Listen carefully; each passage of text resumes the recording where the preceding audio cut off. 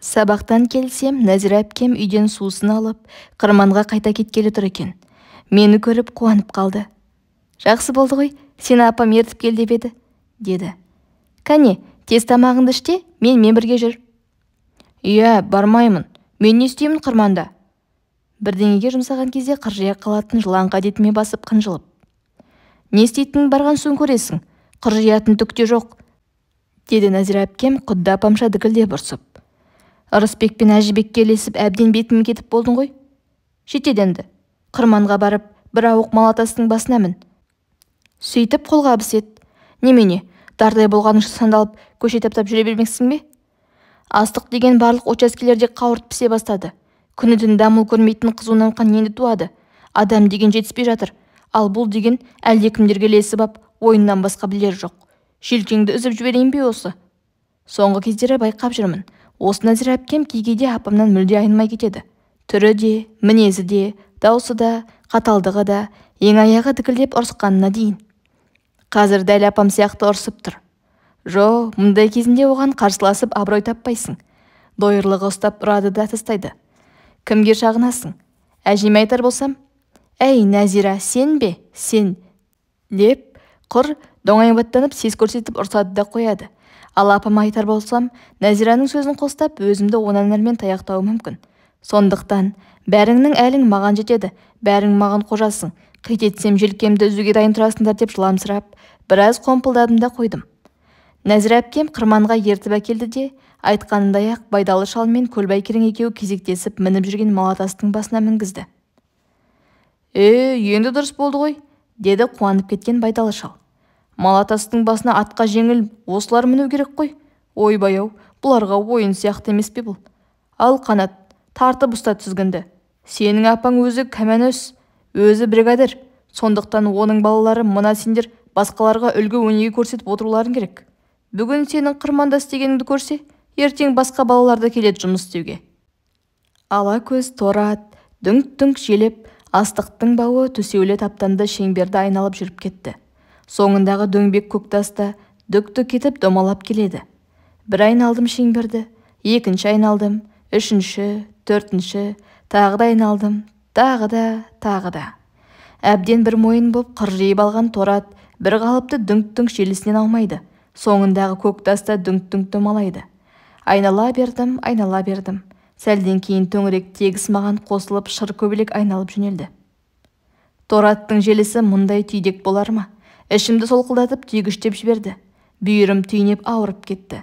Далбасалап аз да болса себі болар деп ердің қасынан ұстап алдым. Бірақ түймештеген дүңк-дүңк желіс ес таптырар емес, мүлде берекемді қашырды. Осы кезде, «Ей, жығылып қалма!» деген Байдалы шалдың даусы алыстан жер түбінен жеткендей болды. Тістеніп көзімді жұмдым. Бәрібір дүние тегіс айналып тұр. Қайта-қайта құлап бара жатқандай боламда, шеңбердің ішкі жағына қарай қисайып, ердің қасынан қыса түсем. «Тоқта!» деген дауыс шықты.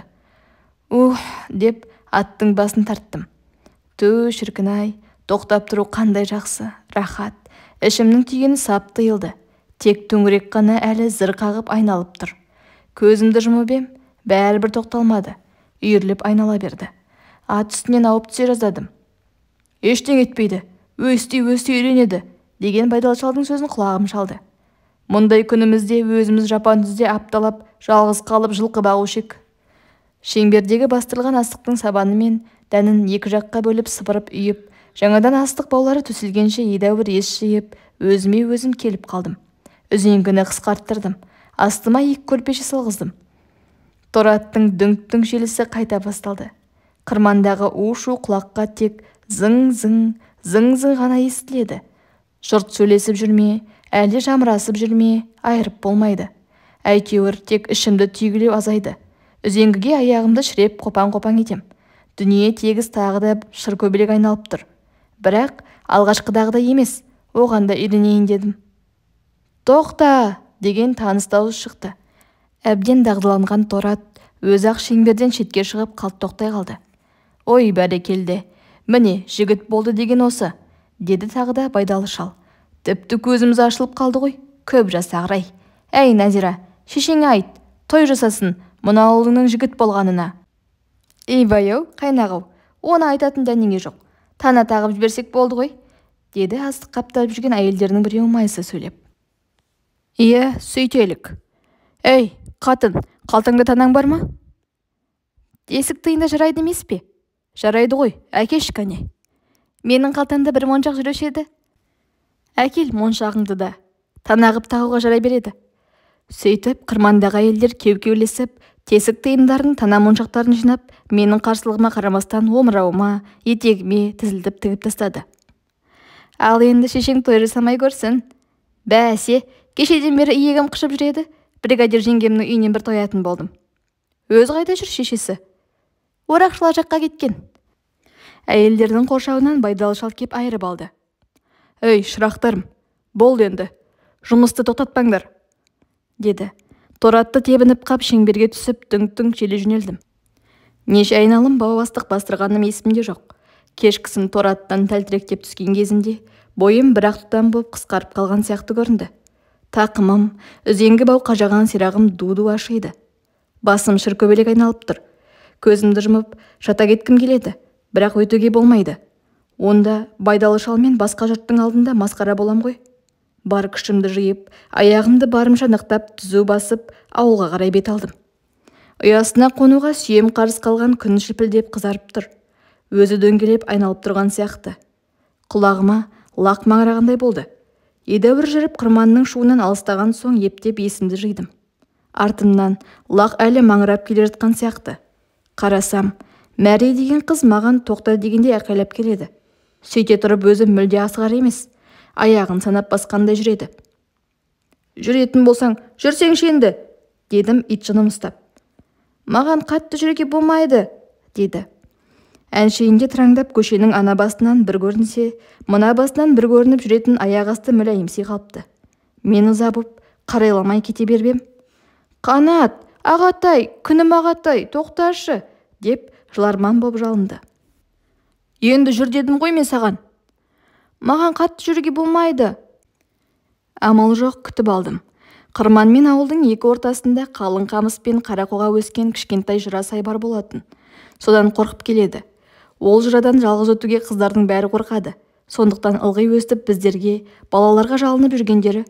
Жақындап келген Мәри артына, қырман жаққа қарай жалтақтап қарап қойып, мен саған қазір бірдеңе айтам.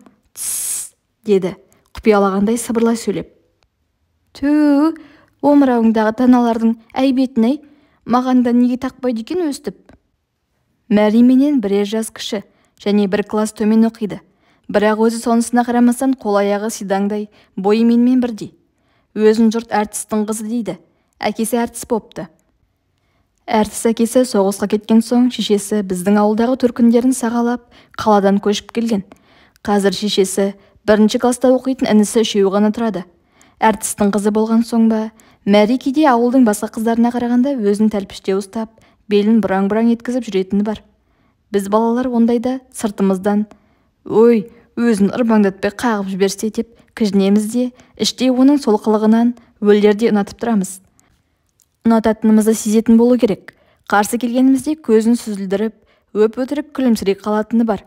Жұқалтаң ақ қыба өңі, қаламмен сызғандай қиылып тұратын қасы мен көзі сүйкімді-ақ. Өзінің мінезде жақсы. Әсте мұңаю, қынжылу дегенді білмейді. Қашан көрсең сықылықтап күліп жүргені.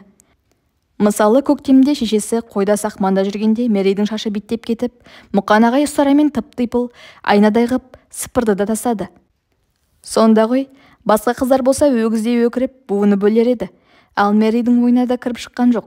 Өз басын өзі қауын шерткендей шертіп қойып, «Ура, енді мен еркек баламын!» деп сықылықтап күлді де жүріп кетті. Сонан бері өзі еркек балаша киінеді. Көйлегінің етегін шолақ, шалбардың ішіне салып, ылғи ышқырланып алады. Бүгінде көйлегін ышқырланып алған. Қырмандағы шешесінің жанында боп, содан қайтып келеді. Іші ауырған адамдай аяғын тіпті кібіртіктеп қапты. Қанат, ақырын жүрейік, мен саған қазір жыраның ішіне түскен соң бірдеңе айтам, деп қояды. Жалғыз аяқ жолмен мен алда, ол артта ауылға қарай төтелеп жүріп келеміз. Екі жағымызда ат бойы қалың құрақ, күз түссе де сарғаймай көкпеңбек боп тынып тұр. Қанат, осы құрақтың ішінде үлкендігі нақ жолбарыстай жабайы мысық бар көрінеді, дейді Мәри. Бар, сен немене қорқасың ба? Қорықпай ше, қыз басыммен қорықпайтындай мен кім едім сонша? Жырақтың табанынан таянғанымызда Мәри: «Қанат, қолыңды әкелші!»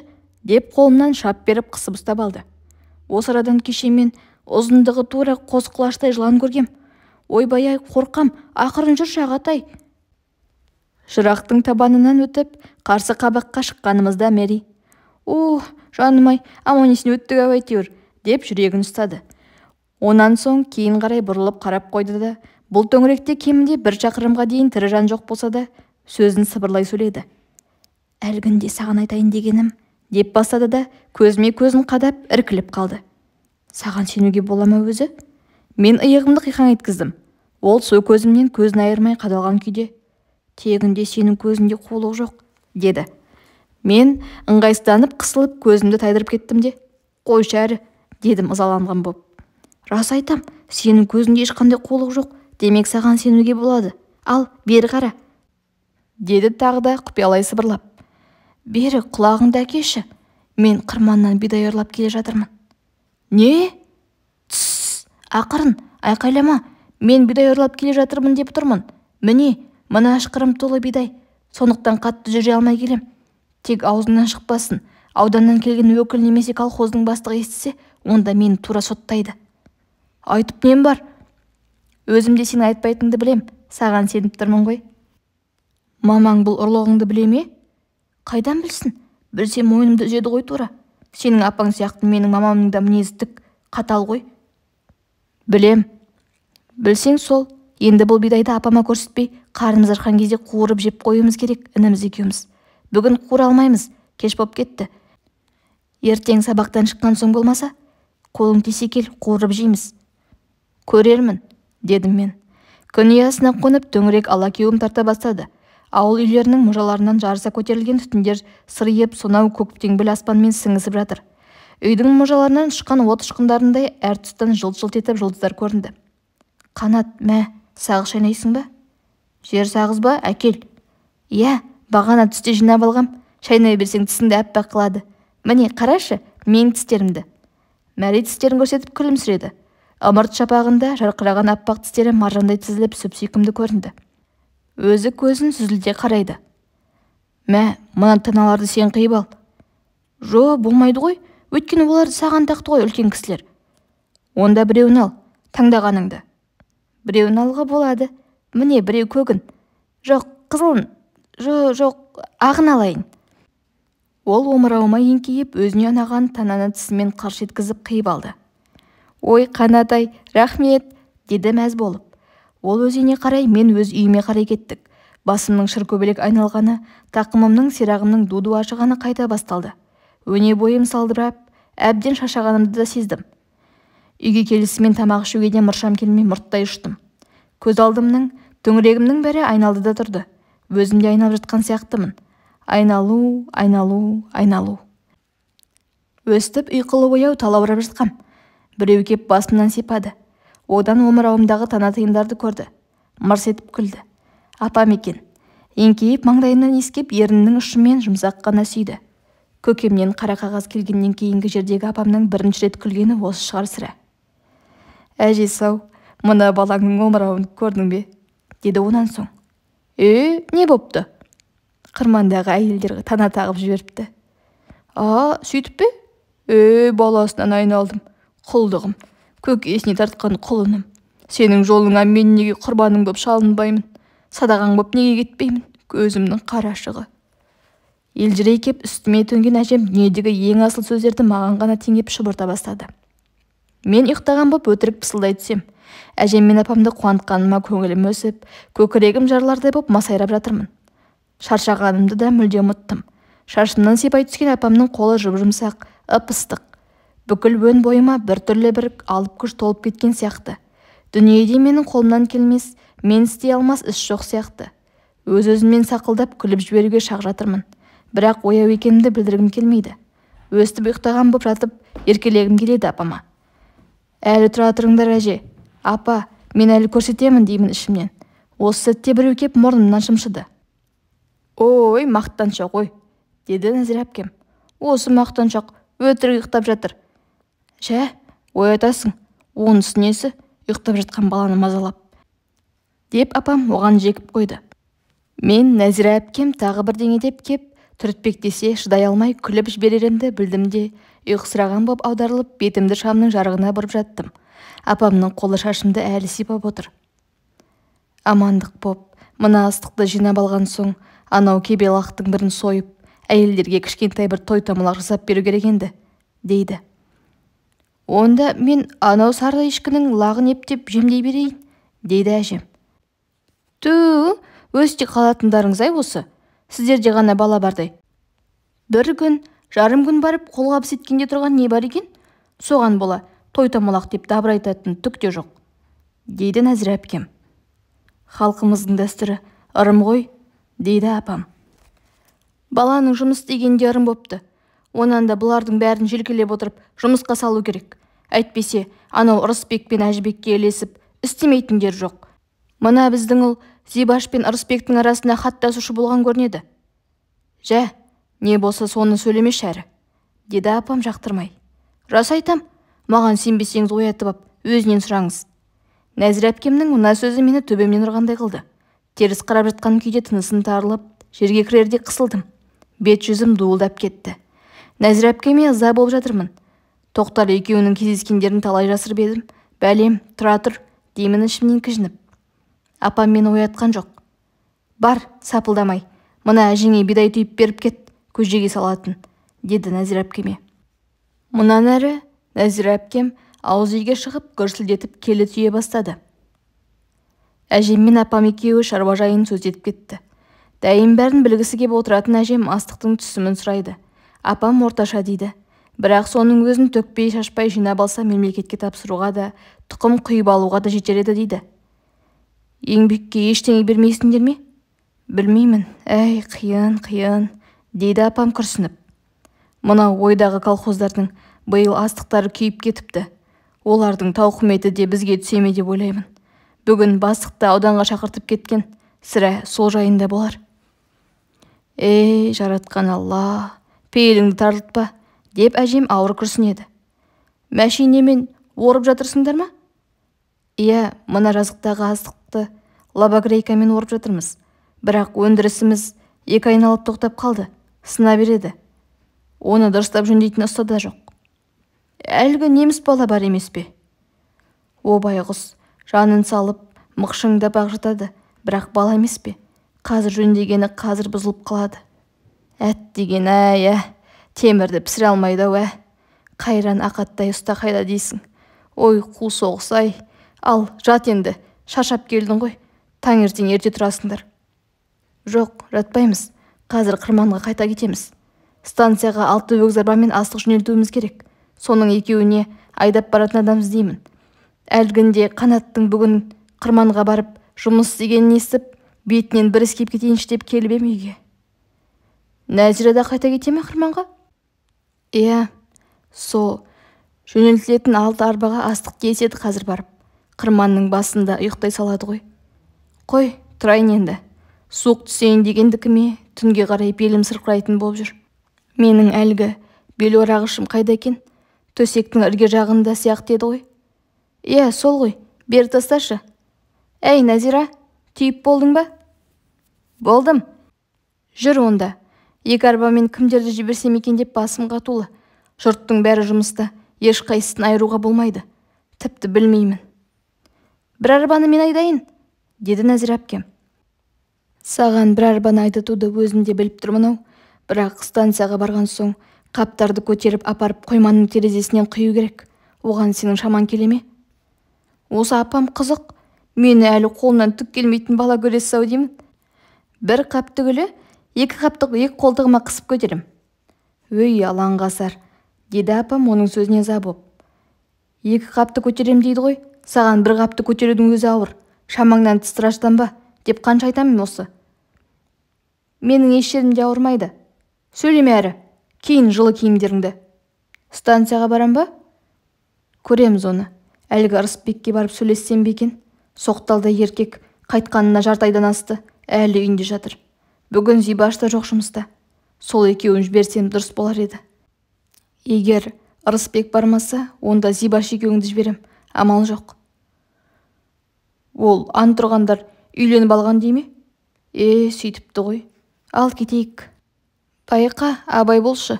Сенің мінезіңнің кейде түк кететіні бар. Ырысбек өз соғыстан бұзылып, қаны қарайып қайтқан көрінеді. Сөзге кеп қап, өзіңді жазым қып жүрмесін. Мына ұсақ балалармен ойнап, ауыл арасында мылтық асынып жүрген түрінен шошимын. Тегін емес. Бір пәлеге ұшырайды сол. Ұшырайды. Апам мен Нәзира әпкем шығып кетісімен көзімді ашып басымды көтердім. Әже, Ырысбектікіне мен де барайын ба? Дедім. Сен әлі ұйықтамап па едің, қарағым-ау? Бар жүгір, ойбай, деді әжем қолды аяққа тұрғызбай. Анау шешеңнің мінезін білесің. Артық кетіп бара жатса, етегінен сүйресең де аулаға кет пәледен. Жүгіріп тысқа шықсам, апамдар Нұрсұлу деген көрші әйелдің терезесінен қағып тұр екен. Огым-ей, дейді іштен Нұрсұлу. Біз ғой, шық бері, бір шаруа боп қалды, деді апам. Кеудешесін жүре түймешеленіп шыққан Нұрсұлу. Көзім енді ілініп бара жатыр еді, не боп қалды ей қатын, деді даусы гүжілдеп. Нұрсұлу түр-тұлғасы еңгезерді еркек пішінді даусы гүжілдеген өзі күшті әйел. Ауылдағы әйелдердің ең күштісі. Қайдағы ауыр, қиын жұмыстарға осы Нұрсұлу барады. Шіреніп тұра қап, үлкен ағаш күрекпен астықты құлаштай тастаған кезде байдалы шалда көлбай кереңде астар болмай қалады, дейді апам. Соғыстан бұрын той мереке кездерінде балуан деген еркектерінің өзі белдесіп күреске түсіп, талай рет бәйге алыпты. 2 күн ұйықтамағаныңды білем. Жә, қайтып кеп ұйықтарсың, қазір анау Ырысбекке кіріп шығайықшы, бар шаруа сол, деді апам. Жалғыз бар ғой, дәтім жетпей тұрғаны. Оның да жөн екен бір есептен. Апам терезесі қап-қараңғы боп тұрған келесі үйді нұсқады. Мына Бәтиқа үйінде ме? Ол да осы әлгінде келді ғой қырманнан. Жатқаны жаңа шығар. Оны да ертіп алайық. Енді үшеуі барып Бәтиқаның терезесін қақты. Огым, біз ғой жігіттерміз. Есігіңді аш, шық бері, деді Нұрсұлу гүжілдеп. Қасыңа қайсымыз аласың? Таңда өзің. Өзім таңдасам, сені қайтем гүжілдетіп. Жай колхозшысың. Онан да бір күнде болса жаным жайта бар. Бригадир жігітті қаламаймын ба? Деді есігін ашқан Бәтиқа. Қалағаның мына бригадир болса оңдырар. Жұрттан бұрын сені жұмысқа сап, зорықтырып өлтірер. Оның да рас, бұл сөйтеді. Үшеуі де өзара әзілдеріне сылқ-сылқ күлісіп алды. Онан соң апам мен Нұрсұлу екеуі екі жақтап Бәтиқаға бірдеңе-бірдеңені түсіндіріп айта бастады. Бұларың да дұрыс екен, деді Бәтиқа да сылқылдай күліп. Не болса о болсын, бір зәресін алайық өзінің.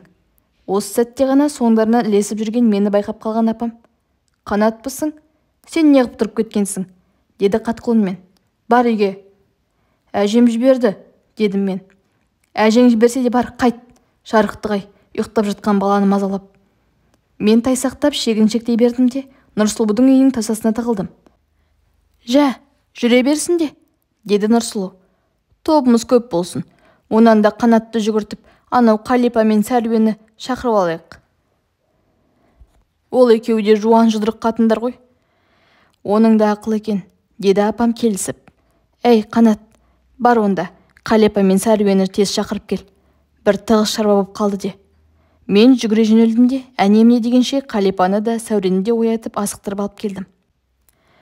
Әй, әуселесін көріп алайықшы өзінің, десіп Қалипа да Сәруе де білектерін сыбанысып, қызынып кетті.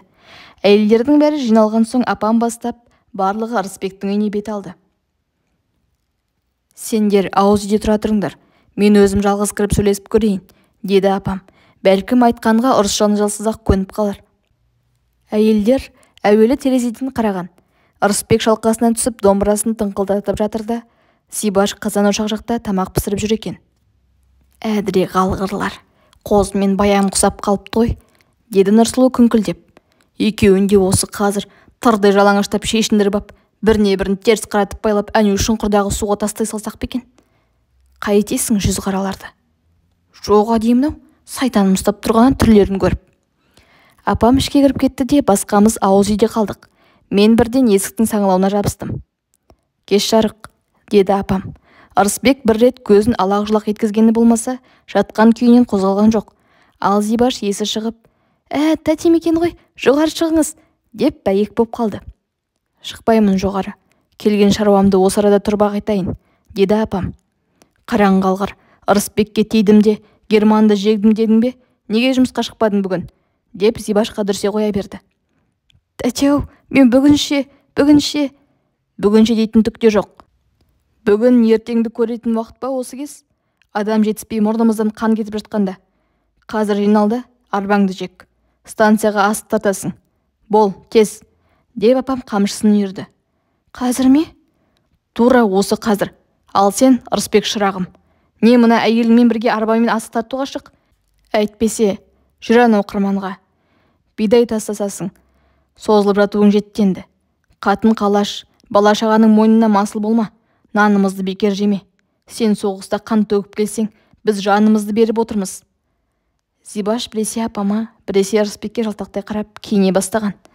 Апамның сөзін шыбын шаққан құрлы көрмей жатқан Ырысбек: Зибаш-ай, тамағыңды беріп, төсегіңді салсаңшы, жаным. Шаталықта, деді жайбарақат үнмен. Қазір. Ей, шырағым, мен кімге айтып тұрмын? Тұр, көтер басыңды, деді апам ақырып. Зибаш-ай, мына кісіге есікті көрсетіп жіберші.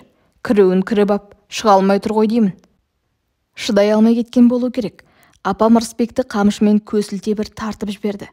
Атып тұрған Ырысбек қалш-қалш етіп апама қарай тап берген. Көзі шатынап, жұдырығы тастай боп түйіліп, алпамсадай еркек енді біреуге шақ қалғанда, апам тайсалмастан оны тағы бір тартып жіберді де: Ей, қатындар, келіңдер ұстаңдар мынаны, деп айқай салды. Осы сәтті күтіп тұрған әйелдер бірін-бірі итере-митере білектерін сыбанып кіріп барған. Әдіре қалғыр, саусағыңды қимылдатшы ғане, жүнше түтелік, деді Нұрсұлу гүжілдей ұмтылып. Сенің қаның соғыстан бұзылып келсе, біздің қанымыз осы ауылда жүрбақ бұзылды. Біз де қанымызға қарайып өш алып, өлтіретін адам таппай жүрміз. Он өсей, шала пішілген сәуріктей қодыраңдап. Ей, қатындар, байлалық бұланың аяқ қолын. Алақ-жұлақ етіп есік шыққан Ырысбек шегіншектей түсіп, қамшы тиген иығын сипай берді. Апырай, сендер ме едіңдер? Деді бағанадан мүлде танымай тұрған адамдай. Онан соң бет-аузы түшкіргісі келгенде тыжыраңдап кісіңдай бастады да, кенет өгіздей өкіріп жіберді. Шынымен-ақ ұрдың-ау мені, шынымен-ақ қол көтердің-ау маған, жеңешем-ай, қор болған жерім-ай. Екі қолмен бетін басқан саусақтарының арасынан шып-шып жас сұрғалайды. Әйелдер түйіліп келген бойлары енді не істерлерін білмей үрпейісіп тұрып қалған. Құдай-ау, қор болдым-ау, деді Ырысбек күңірене дауыстап. Ал, не қып тұрсыңдар? Талаңдар мені, ұрыңдар. Фашистен қалған мына тесік өкпені суырып алыңдар. О, қайран жеңгелерім, сағынып келгенімдегі маған деген сыйларың осы болғаны ма? Ей, сұм тағдыр, мені неге тірі қалдырдың бүйтіп қорлағанша? Әлде көрсетпегің осы тәлкекпеді, неге тірі қайттым мен бейбақ? Солқылдап жылаған түрін, айтқан сөздерін ести тұрып төбе қиқаң шымырлайды. Осылайша біраз жылап алды да: Жә, болды, деп өзін-өзі жұбатты. Көзін сүртті. Өксік солғын баса тұрып әйелдерге тегіс жағалай қарап өтті. Құдай-ау, бәрі де өзімнің ет бауыр, егізімнің сыңардындай аяулы жеңгелерім ғой. Сірә мені танымай қалдыңдар-ау деймін. Әр әйелге елжірей қарады. Отыра беріп: Не болса о болсын, тәубеме бір келтірдіңдер. Ха деп қарқылдап күліп жіберді. Ол со қарқылдаған бойында екі иығы онанармен селк-селк кетіп, одан ішін басып сылқылдап, көзінен жас аққанша күлді. Рас күлді ме, өтірік күлкі ме, айыру қиын. Әлден уақытта күлкіден шаршағандай екі иығы салбырап кетті де, өзіне төніп тұрған әйелдерге жайбарақат жайдар үнмен: Қайран жеңешелерім, еңіреген ерағаларымның асыл жарлары, тәубеме бір келтірдіңдер-ау, ризамын, деді тағы да. Отырыңдар. Сіздер жұмысаған жаққа бармай мен қайда кетеді дейсіңдер? Арбайда десең, арбайдайын. Астық тасы десеңдер, оны да істейін. Жігіттік сөзім, ант етіп айтайын. Қосқан жұмыстарыңды істеймін. Туған ел, туған жерді сағынғанда, осы өздеріңді жеңгелерімнің ұлтаны болып жүрсем деп армандап ем. Ауылға келген соң бәрін ұмытып ит боп барады екем. Кешіріңдер. Мен қайттым райымнан. Ал енді менің де аз тілегім, отырыңдар, дәм татыңдар. Онан соң бірге шығайық. Зибаш, тезет жаным тамағыңды. Отырыңдар жеңгелер. Дастарханымызды теппеңдер. Апам бастаған әйелдер бір-біріне қарап қойды да, аң-таң боп отыра кетті. Зибаш отты үстемелей жағып, көжесін сақыр-сұқыр қайнатып тездете бастады. Тездет, Зибаш, көп кешікпейік, деп қойды да Ырысбек домбырасына қолын созды. Сенің көжең піскенше Мен жеңгелеріме бір ән салып берейін, деді. Сөйтсең сөйтші, деді аяғын көсіліп жайғасыңқырап отырған Нұрсұлу. Ырысбек домбырасын күйлеп, тамағын бір кенеп алды да, мұңайған үнмен: кеудеме жау оғы тиіп, ұрыс даласында қансырап жатқанымда туған жер, ел жұрт, мына отырған өздерің көз алдыма елестеп, дүние-ай, соларды бір көре алмай кетемін бе деп тарығып жатып шығарған әнім еді. Қазір сендерге соны айтып берейін, деді. Әйелдердің бір-екеуі еріксіз күрсініп қалды. Ырысбек зарлы әуенді аңырата жөнелді. Өзінің туған ел, туған жермен қош айтысып, аждаһа жауға қарсы аттанғаны, жауған оқпен жанған оттың арасына тап болғаны, әккі жаумен арыстанша алысқаны, қапыда жараланғаны, содан қансырап ұрыс даласында қалғаны, бір жұтым суға зар болғаны, сол сәтте туған ел, туған жер, күліп ойнаған құрбы құрдас, бәрі тізбектеліп өте бастайды көз алдынан. Әрқайсысының көңіл қимас мінез қылықтары, құрбылық наздары бар. Итшілеген тірлікке, бір-бірінің қадірін білмеген, көкіректе қарс айырған өкініш бар. Ырысбектің көзінен тарам-тарам жас кетті. Зарлаған дауыс онан да зарлы сөздері жүйке-жүйкені босатып, мүлде егілтіп жіберді. Сорлай, қайтсын-ай, деген әйелдердің бірі жылай сөйлеп ақырып. Сол-ақ екен, бәрі бірдей мырс-мырс жылап жіберді. Қош есен бол, жеңгелер, су бер десем, бал берер. Қапыда кеттім, дүние-ай, зарымды менің кім көрер. Өзде жылап, әйелдерді де жылатып шердер қатқаннан кейін Ырысбек: өстіп, зар еңіреп жатқанымда орыстың бір қаршадай қызы, дәл осы өзімнің Нәзира қарындасымдай балғын жасы кеп, өлімнен арашалап алып қалды, деп домбырасын шетке тастай салды. Онан соң: қой, жылап отыратын уақыт па, жұмысқа аттанайық, деді көзінің жасын сүртіп. Көңіл шіркінді, еркіне жіберсең езіле береді. Бір ауық өзіңді өзің тежемесең. Бекем болайық, жеңгелер. Рахмет, қайным, бақытты бол. Зибаш екеуің қосағыңмен қосағарыңдар, десті әйелдер шын көңілден риза болып. Әлгіндегі ашулы келістерінен, бұрқ-сарқ еткен сөздерінен ізде қалған жоқ еді. Бәрінің де көңілдері елжірей қалған жұмсақ күйде. Зибаш, көжеңді әкел, деседі. Ортаға келген жарты тегеш кеспе көжені қолдарына тиген шұңғыл ыдысқа құйып, екеу-үшеуден кезектесіп бір қасықпен ішуге кірісті. Ырысбекке үлкен тостағанмен жеке қасық беріп: сен еркексің ғой, бізге қарама, тойып ал, дейді. Сырттан есік алдынан біреулер тасыр-тұсы жүріп өтті. Сөйткенше болған жоқ, есіктен сұңқитып жынды Бүбітай кіріп келді. Үйдегілерге тегіс бажырайып қарап өтті де: тойлап отырсыңдар, деді. Мені ғой, тойға шақырмайсыңдар. Ал шақырмасыңдар да мен өзім келдім, деп босағаға отыра кетті.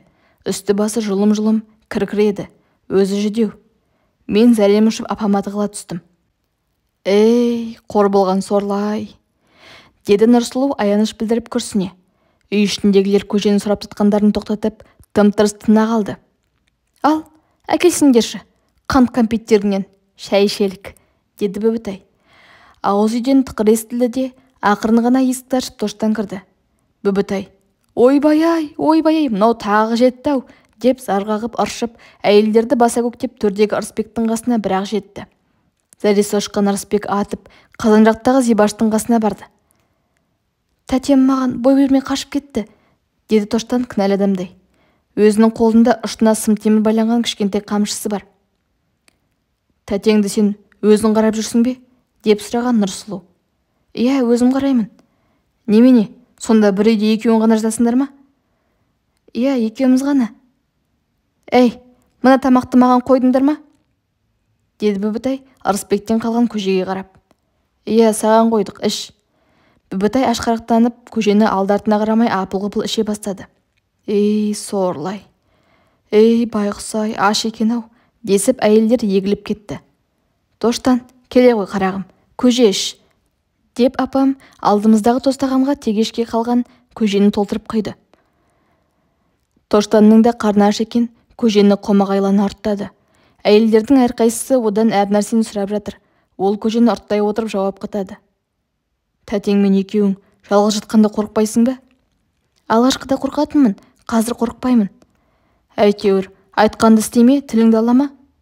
Тілімді алмаса мына қамшымен ұрам, Байдалы атам солай үйреткен. Ал оған да көнбесе онда, міне, бізім бар. Мұны да сол Байдалы атам жасап берген, осыны сұғып алам. Өзіңді ұрып тастамай ма? Жоқ, бізден қорқады. Ал жатқанда қалай жатасыңдар? Жатарда мен тәтемнің қолын артқы қайырып байлап қоям. Неге? Әйтпесе түнде тұрып мені тұншықтырады. Қолының жібі шешіліп кетіп, 2 рет тұншықтырды да. Көженіш болған соң Бүбітай жан-жағына түкірініп, күбір-күбір сөйледі де ешкімге қарамастан жолында отырғандарды баса жанша сыртқа беттеді. Тоштана тұрып соңынан ерді. Есіктен шығып бара жатып менің апама: «Апа, мен күніне 1 рет барып, қырманда жұмыс істесем бола ма?» деді жалынышты үнмен. «Әйтпесе қыс түсіп келе жатыр, тәтем екеуміз аштан өліп қаламыз ғой». «Болады, қарағым, болады. Өзің шамаңның келгенінше қырманда істе. Кейін тәтең екеуіңе әскер семьясы деп жәрдем бергіземіз», дейді апам. «Ойпырмай, иманымды бір ұшырды-ау», деді Ырысбек күле сөйлеп. Бірақ оның сөзіне ешкім үндей қойған жоқ. Түрлері тоң-торыс боп қабақтары түсіп кеткен әйелдер күрсіне берді. «Әй, Ырысбек, темекінен әкелші», деді кенет Нұрсұлу. Онан соң Ырысбек ұсынған темекісі бар дорбаны алып шылым орады. «Әй, қатын, бізге де берші, бері», деп Сәруа мен Қалипа да темекіге қол созды. Үйдің ішін ащы темекінің көк түтін жайлады. Қою түтін, тамақты жыбырлатып, көзді аштып, еріксіз жөтелдіреді. 3 әйел 3 жақтан бұрқ-бұрқ тартып отыр. Мен жөтеле бастағам. Апам: «Ту, сонша бұрқ жатқандарың-ай, мұрындарыңда құрт жеп бара жатқандай», деді. «Ей, қатын-ай, мұрнымды жемесе де кеудем жеп барады ғой. Осы ащы түтіннен басқа не жұбаныш қалды енді», деді Нұрсұлу. «Осында көп көріп отырсың ба? Мейлі, тарта бер». «Ойбу, отырып қаппыз ғой. Ал, тұралық енді», деді орнынан қозғалған апам даусы аяқ асты қатқылданып. «Зибаш, Ырысбек екеуің артымыздан келерсіңдер. Мен қырманға барып арбаларға астық тиете берейін. Айтуа жүріп кетіңдер». «Мақұл, тәте», деді Зибаш. Былайырақ шыққан соң әйелдердің бірі: «Құдай-ау, не боп бітті көзі? Түйіліп кеп сұйылып қалдық па?» деген. Қайдан, көздеріңді сығымдап, еркек көрмегенде Ырысбектің аузына телмірдіңдер де қалдыңдар», деді Нұрсұлу. «Әй, қатын, өйтіп бұлтақтама. Айтсаң айтшы деп жалп етіп бірінші отыра кеткен сенің өзің емессің бе?» «Мен оның әнін тыңдайын дедім. Бәріміз де сол әнін тыңдайын дедік қой». «Әй, меніңше сол Ырысбек бізді бала құсатып, аузымызды аңқитып алдап жіберген сияқты». «Қой әрі, ер азамат басымен ант етті ғой, сөзінде тұрар», деді Нұрсұлу. «Әдіре қалғыр, осыдан алдап көрсін, немістің оғынан қалған жарты өкпесінен бір қойып, көкірегін қаздай шулатайын». «Сенен ол да шығар», деді апам күліп. Шықпайшы, қатын басымен сіңірім созылып мен жүрсем, еркек басымен шалқасынан түсіп ол жатса». «Әй, қатындар», деді апам бәрін тоқтатып. Иіріле аялдаған әйелдер бір сәтке үнсіз тұрып қалды. Ал тағы не айтасын дегенде қараңғыда апамның аузына қарайды. Тау жақтан ақырын ғана үріп соққан қоңыр жел соғып тұр. Күздің салқын желі. «Ту, мына жердің рахатын-ай, таң атқанша талай астық ұшырып тастауға болады екен», деді апам самбырлай сөйлеп. «Әй, қатын, айтатыныңды тура айтсаңшы, өйтіп тұспалдамай», деп Нұрсұлу оның сөзін бөліп кеткен. «Не айтар дейсің? Барыңдар, демалыңдар». «Әй, Нәзира, жүр біз қырманға кетелік». «Міне, бұл мысыңды өстіп құртады ғой. Жә, балалар ұйықтап қалды. Қазір бәріп төсекті дөңбекшігенше мен де қырман жаққа барайын. Сол жерде бірдеңе қып көш жырмын алармын. Бәтиқа, мен таңертең келе алмай қалғандай болсам, біздің сиырды да сауа саларсың». «Жүр, Қанат, мен сені үйге апарып тастайын», деп Нәзира әпкем қолымнан ұстап сүйрете жөнелді. Екеуміздің тапыр-тұпыр жүргенімізге көшедегі иттер шуылдап кетті. Бізге қарай шабалана үреді. Бірақ Нәзира әпкем қорықпайды. Жақындағандарын ұзын бишігін сілтеп қап қаңқ еткізеді. Мен күнде сабақтан шығысымен қырманға барып Малатастың басына мініп жүрдім. Алакөз торы аттың дүңк-дүңк желісіне әбден үйреніп қалғам. Үзеңгіге аяғымды шіреп, қопаң-қопаң етемде отырам. Ішімде ауырмайды, басымда алғашқы күндегідей онша айналмайды. Мені көріп басқа балалар да қырманға үйірсектей бастады. Қайрат пен Бәтен келген. Ол екеуі де бір-бір Малатастың басына мінді. Ешкім шақырмай-ақ өз еркімен Әжібек те келген. Бізге қарағанда ересек санап, оның Малатилканың басына мінгізді. Алғашқы күні ол еш қиқалақсыз жақсы істеді. Бірде-бір рет тоқтаған жоқ. Кешкісін үйге қайтарда аяғы шалынысып жығылып қала жаздады. Бррр, деді басын сілкілей күліп. Мынау бір пәле жұмыс екен. Қарап жүрмей тұзаққа өзім кеп түстім әу, ақымақ боп. Осы қырманда істеген дегенді шығарған сенсің ғой, жетпегір, деп әзілдеп зілсіз ғана мені желкемнен бір түйіп қалды. Не шауа, мұның да бір амалын табармын. Айтқанында ертеңінде Әжібектің молотилкасының жүреуінен тұруы, тоқтауы көп болды. Анық 10 бау астық бастырмайды. Ойбай, мынау пәле бұзылды, деп аттан сап тұрғаны. Онан соң өзі сабанның үстіне барып гыршыта кетеді де, сылпылдатып нан жеуге кіріседі. Байдалы шал мен Көлбай Керең екі жақтап жөнде бәлек. Бірақ бәрібір ол айналмайды. Молотилка қайта тоқтайды. Бір қалт етіп басымыз қосылғанда Әжібек бізге өз ақылын айтты. Ақымақтар, ертеден қара кешке дейін шыр айналып селкілдеп желе бергенше, бір ауық демалудың әдісін таппайсыңдар ма? Деген табалай ұрсып. Бәлек бекітілген тұстағы әне бір болтты көрдіңдер ме? Мыналардың көзін ала бере соны босатып қойсыңдар болды. 10 шақты айналғаннан кейін өзі ақ босап түседі де қалады. Онан соң жерге секіріп түсте, сол болтты іздескен боп жүріп, сабанның астына көме сал. Бітті. Қашан болтты тауып бекіткенше рахаттанып демаласыңда жүресің. Байдалы шал мен Көлбай Керең мықшыңда астында жатсын, танаулары пысылдап. Әйтпесе бұл не?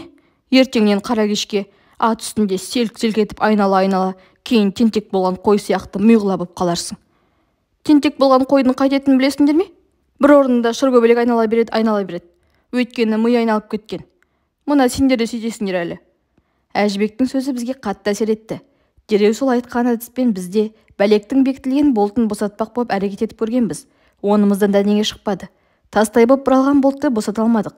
Сондықтан 3 малатас бұрынғымызша кешке дейін астық бастырамыз. Ақыры Әжібектің істеп жүрген қитұрқысын Байдалы шал сезіп қойды білем. Енді одан екі елі көз жазбай қадағалай бастады. Әжібек аттан түссе-ақ болды. Әй, шақша бас, бұлай тұр бәлектен. Тура мына күрекпен бір салып ұзыныңнан түсірем, деп қуа бастайды.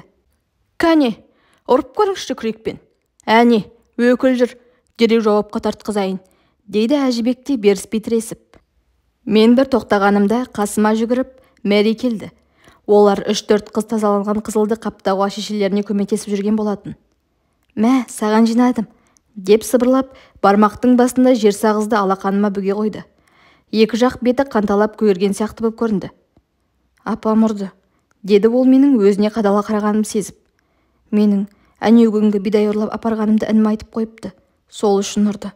Арқам тіпті көкала қойдай, шыбықпен ұрған, қозғалсам ауырады. Менің оған бір түрлі жаным ашып кетті. Әй, Қанат, мін атыңа, деді осы кезде бастыруға жаңа бау төсеген Байдалы шал. Қанат, сенің орныңа бір жол мен мінейінші, деді Мәри қиылып. Мін, деді мен оған тізгінді ұсынып. Әй, балалар, кәне, ойынды қойыңдар, деді Байдалы шал секіп. Әй, қарағым Мәри, бұл әртістің ойын емес, аулақ жүр. Бар, анау өз жұмысыңа. Мәри Байдалы шалға ренжи бір қарады да тайып өз жайына кетті.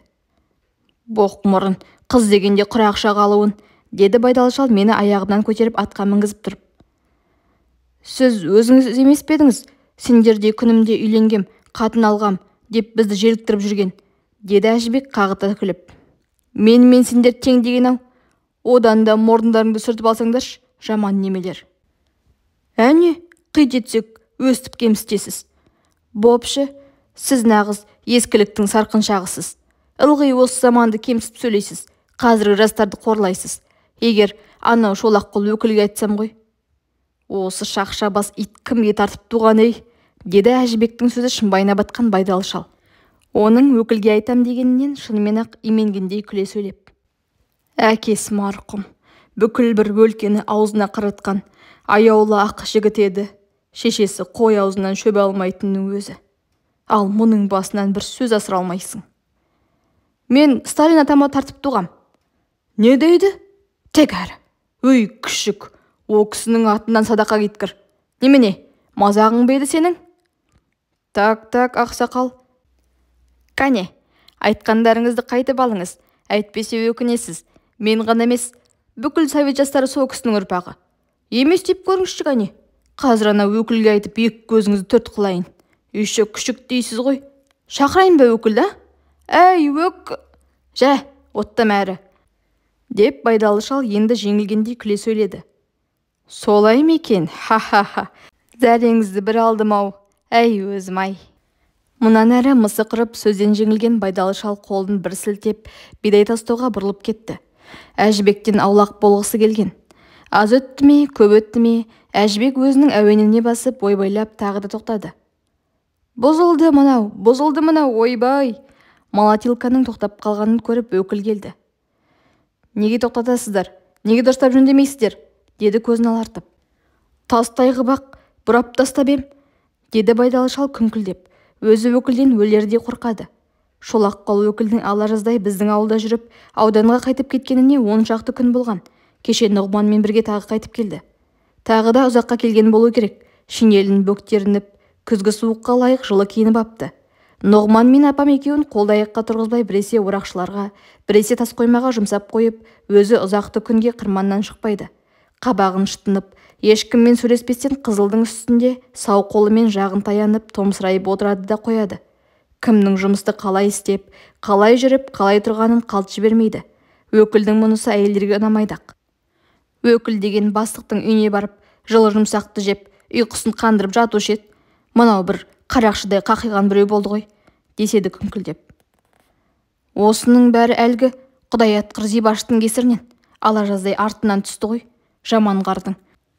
Осы өкілді менсінбегендегі тапқаны жынды Ырысбек болыпты. Бәсе, аяғымызды қия бастырмайды әйтеуір, сондай бір ызасы бар екен ғой.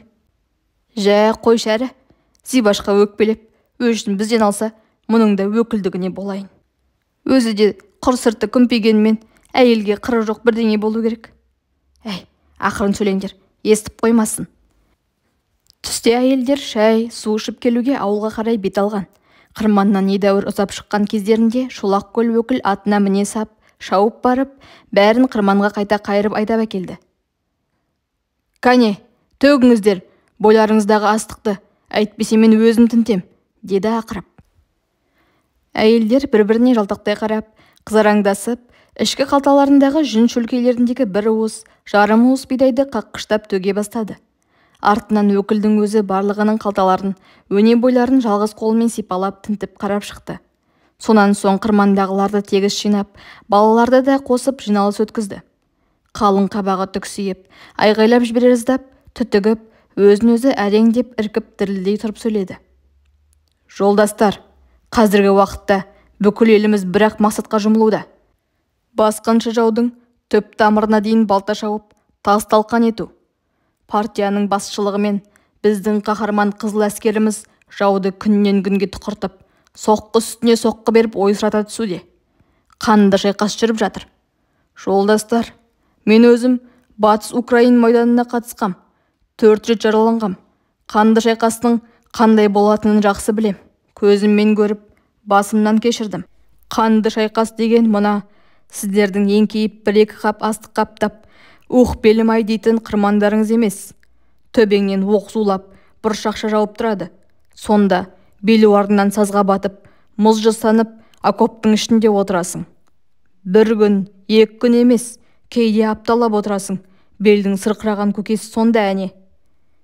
Обалай десеңші, байғұстарым-ай, небір боздақтар қазірде отыр ғой сөйтіп. Десіп әйелдер тұс-тұстан ақырып, жарыса күрсіністі. Міне, сол қаһарман қызыл әскеріміздің күш-қуаты мына отырған сіздер. Тылдағы еңбек адамдары. Бүкіл еліміздің еңбекшілері сияқты сіздер де еңбектегі бар табыстарыңызды соларға бағыштайсыздар. Солай ма? Солай ғой. Әлбетте солай, деп Байдалы шалда қостап қойды. Ал солай болса, мұна ұрлықтарыңыз не? Мәселен, анау отырған жеңгей, деп қалипаны нұсқады. Майданда сіздің кіміңіз бар? Күйеуім, бауырым. Әне, күйеуіңіз де, бауырыңыз да майданда екен. Ал ендеше сіз соларға деген астықты неге ұрлайсыз? Бір уыстай ғана алып едім, деді қалипа кірерге жер таппай қатты ыңғайсызданып. Үйде 3 кішкене балам бар еді. Бала дейді. Соғыста ғой, күйеуіңіз бен бауырыңыз қан кешіп жүр. Рас-ау, деді әйелдердің бірі. Өлім-ай, бүйткенше аштан қатсақшы, Масқарай, деді Қалипа да өзін-өзі жерлей сабырлап. Бір уыс қана дейсіз, деді өкіл онан әрмен жер-жебіріне жете түскісі келгендей. Ал, жарайды. Сіз бір уыс, анау кісі бір уыс, мына кісі бір уыс, мен бір уыс, мына балалар бір уыстан ала берейік. Сонда мына қырманда не қалады? Бір сәтке әйелдер расау дегенде шеттерінен қызара ұялып, жер шұқыласып үндемей қалды. Қызынып алған өкіл өзінің пыс әйелдерді әбден басқанын сезіп, енді тіпті еліре сөйлеп, тепсінген айқайға басты. Сізді қойып бәріне сен деп ұрысып сөйлеге көшті. Бұларың қылмыс, кеулеріңнің, бауырларыңның алдында қылмыс, отан алдында қылмыс. Бәріне ескертерім. Ендігі жерде кімде-кім осы мен айтқанымды түсінгісі келмей, тағы да ұрлық жасар болса, жақсылық күтпесін. Ол адам біздің жеңісімізге қарсы болған онда. Ол адамды қас дұшпанымыз, жауымыз деп білеміз. Бүкіл совет халқының жауы дейміз. Ондайға қатаң шара қолданылады. Жауапқа тартылып, сотталады. Ұқтыңдар ма? Ұқтық. Ұқпайтын несі бар? Өкіл жолдас, бірдеңе сұрағы бола ма? Иә, сұра. Бала-шағаны қайтесіз сонда? Оларды да өлтірмеуіңіз керек қой. Сіз сондай кері кетіретін сөзіңізді қойыңыз. Бала-шаға ауылда жүріп аштан өлмейді. Не жейді сонда олар? Не жесе о жесін. Ал, жиналыс осымен бітті. Енді жұмысқа кірісіңдер. Бүгін ұрлық жасағандарың үшін ешқайсысың түскі шайға үйге қайтпайсыңдар. Жұмыс істеп жаза тартасыңдар бәріңде. Әйелдер қабақтары салбырап, тым-тырыс орындарынан көтерілді. Кезерген еріндерін жалап қойып, әркім өз жұмысына кірісті.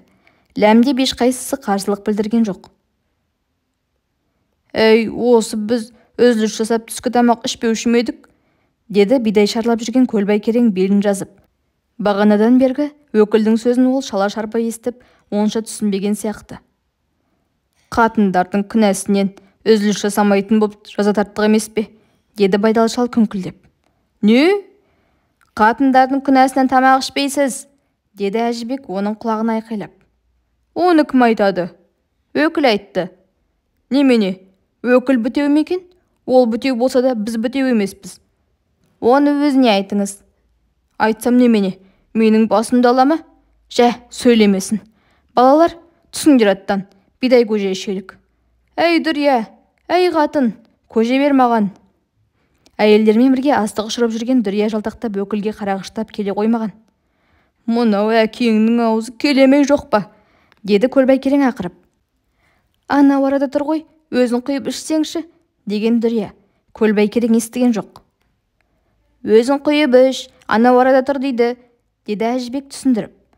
Әй, маған қатын не үшін керек сонда? Көже құйып бермегенде. Жүр тез, саған өкіл бай емес, мына мен бай ғой. О несі? Ол анау байы жоқ қатындарға қожаңдасын. Дүрия тағы да жалтақтап өкілге қарай берген. Өкіл ештеңе естімеген адамша теріс айналып кетті. Дүрия жұмысын тастап бері қарай жүрді. Киім-кешектің арасына орап қойған торсықтағы көжені алды. Біз балалар да аттан секіріп-секіріп түсе қап, Көлбай Кереңді қоршай отырдық. Байдалы шал ғана бүгжеңдеп жұмысын істей берді. Көже ішкісі келіп ақтыр, бірақ өкілден батып келе алмайды. Қанша дегенмен баяғы заманда байдың құйыршығы боп қорқақтап қалған адам емес пе? Өкіл десе иманы қалмайды, деді Әжібек. Міне, тақыр кедей көлекең ғой. Жаналғыш Әзірейілің келсе де қорықпайды. Тек Ырысбектен болмаса, деді соңғы сөздерін оған есіртпей сөйлеп. Не дейсің дегенде Көлбай Керең бетіне қараған. Көлекең мықты ғой деймін. Шындасы сапы қанжармен өкілдің қарнын аяғына бірақ түсірер деймін, деді Әжібек айғайлай сөйлеп. Көлбай Керең мәз боп күлді де оның құлағынан тартып қойды. Жайрағыр, қағытпай отыр, деді Дүрияда. Көже берме қояма деп зәресі шыққан Әжібек безек қақты. Қағытып отырғам жоқ, әпкетай-ай, Құдай ақы, шын сөзім. Олла билла, көгермейін, көктемейін, жалшымайын, оңбайын, қызығымды көрмейін, опа таппайын, несібемді итчесін иманымнан жұрдай болайын, деп ант су ішіп шыбырта жөнелді. Дүрия еріксіз күліп жіберген. Жә, сонша қарғаным сіленіп не болды? Мә, ішші, деді Көлбайдан босаған тостағанға көже құйып. Әжібек демалмастан тостағанды басына бір-ақ көтерді де, деп рахаттанды. Қампиып кеткен өз қарнын өзі шертіп қойды. Осы Дүрия әпкемнің көжесі бал, тура. Дүрия жымия күлді. Ырысбектен ажырасқалы жақыннан көргеніміз осы еді. Жүдеп қартайып кеткен тәрізді. Көзінің төңірегінен ұртының үстінен ұсақ әжімдер түсіпті. Өзін Көлбай керең ұрады екен дегенді де естігеміз. Әрқайсымыздың көже жұтқанымызға қарап, шыт-шыт жарылған еріндерін жалап қояды. Қасымызға өкіл келді. «Жеңгей, көжеңізден қалды ма?» деді. Дүрия үн-түнсіз торсықты шайқай түсіп, бидайын қоюырақ қылып, оған да құйды. «Бәсе, өкіліңде бітеу емес екен ғой», деді Көлбай керең. «Әй Байеке, жүр енді сенде». Байдалы шалда кеп шеттен тізе бүкті. «Ата, сізге көже ішуге болмайды», деді Әжібек, Байдалы шалмен ойнайтын қалжағына басып. Неге? Өйткені бұл көже осы қырманның ұрлық бидайынан жасалған көже. Ұрлық көжені ішсеңіз, өлгенде күнәға батасыз. «Ей, шақша басай, осы сенен көргенім бе?» деп Байдалы шал ұмтыла берген. Әжібек зытып қашып былай шықты. Өзі сықылықтап күліп жүр. Біз де күлдік. Дүрия жымыңдап жүзін көлегейлей берді. Өкіл ғана күлген жоқ, көзін алартып Әжібекке қарады. Сөйтіп, біз Көлбай кереңнің арқасында түскі демалыс жасап, көже ішіп рахаттанып қалдық. Ал әйелдер бел жазған жоқ. Кешкісін апам үйге бір сәтке ғана ыстық шай, тұз салған ақ су ішіп шығу үшін ғана келген. Бел орағын шешіп, жылы пешке арқасын сүйеп отырғаны сол еді. Бет-аузы қатпар-қатпар боп әжімденіп, көзі шүңірейіп жұмылып кетті. Соғып отырған күйінде басы бір жағына қисайып қор ете түскен. «Сорлай, соры қайнаған сорлы», деп әжем аяныш білдіріп, дастарқан әзірлеуге кірісті. Апам со басы қисайған күйінде тәтті қорылдап отыр. Тіпті менің өзіме де осы сәтте апам кішкентай бір аянышты жан болып көрінді. Әжем құсап, мен де оны «Әй, соры қайнаған сорлы» дей жаздап барып қалдым. Аяныштақ еді апамның кейпі. Әжем дастарханды әзірлеп қойып, кішкене мызғып алсыншы деп мазаламады. Бізге де дымдарыңды шығармаңдар дегендей қабағын түйіп қойды. Өстіп бір тәтті тыныштықта үйіп отырғанымызда дүрсілдете желіп келген ат терезенің түбіне тоқтай қалды. Қамшының сабы терезені тық-тық еткізді де: «Бригадир қайда? Шықсын тез!» деді айқайлап шолақ қол өкілдің даусы. Селкетіп оянған апам үсті басын жүре түзеп сыртқа шықты. Мен қалам ба? Ілесе тұрдым соңынан. Елең алаңда адамды бас битердей боп ат үстінде ойқастатып кеп тұрған өкілдің түсін анықтап көре алмадым. Бірақ суық екені даусынан білінеді. «Жүріңіз, мен ұрыстадым», деді. Өзі атының басын Нұрсұлудың үйіне қарай бұрды. Апам екеуміз ілесе жүрдік. Нұрсұлу есігінің алдында тұр екен. Жаңа ғана көтеріліп келген қурай ақтарылып шашылып жатыр. «Әне», деді өкіл қамшысымен қурайды нұсқап. «Кемінде 10 келі астық».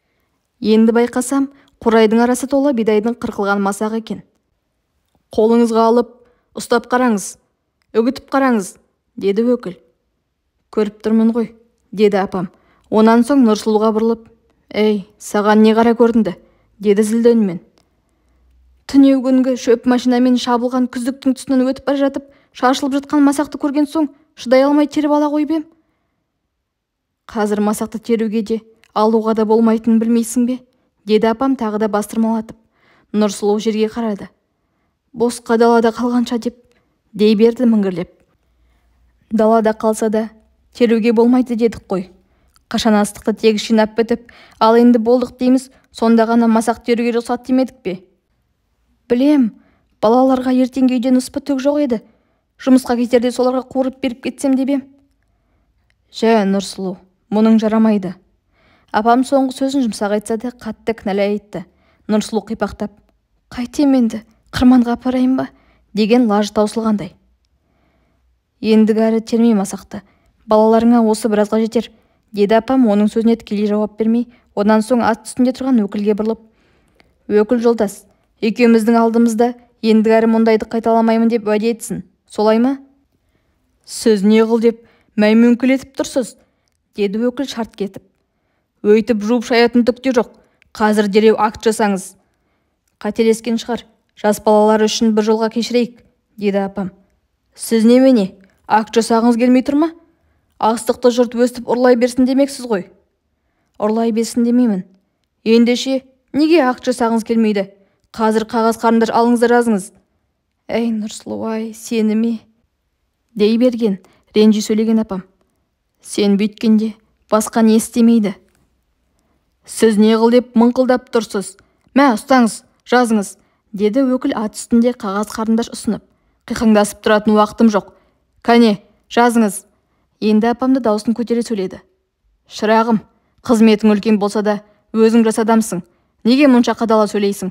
Бүйтіп қитеткенге акт жасай берсек, әйелдердің бәрін қаматып тастап, жұмысты кімге істетеміз? Бәрінің бала шағасы бар. Күн демей, түн демей жұмыста жүреді. Алып жатқан бір түйір еңбектер және жоқ. Сонда бұлар өстімегенде қайтып күн көреді. Немене, аштан қатсын демексің бе? Сіздің де көмейіңіз белгілі екен. Коммунист бола тұра айтып тұрған сөзіңіз осы болғаны ғой. Өстіп, колхоздың астығын талан-таражға салып, шетінен ұрлай берсін дейсіз ғой. Иә, мен коммунист боп айтып тұрмын бұл сөзді. Бала-шағаны аштан қырыңдар деген нұсқау және жоқ. Бәрімізде де бала бар. Мына менің де балаларым бар. Өстіп, уыстап, жырмыштап әкеліп асырап отырмын. Өйтпесем ертең бәрі ашығады.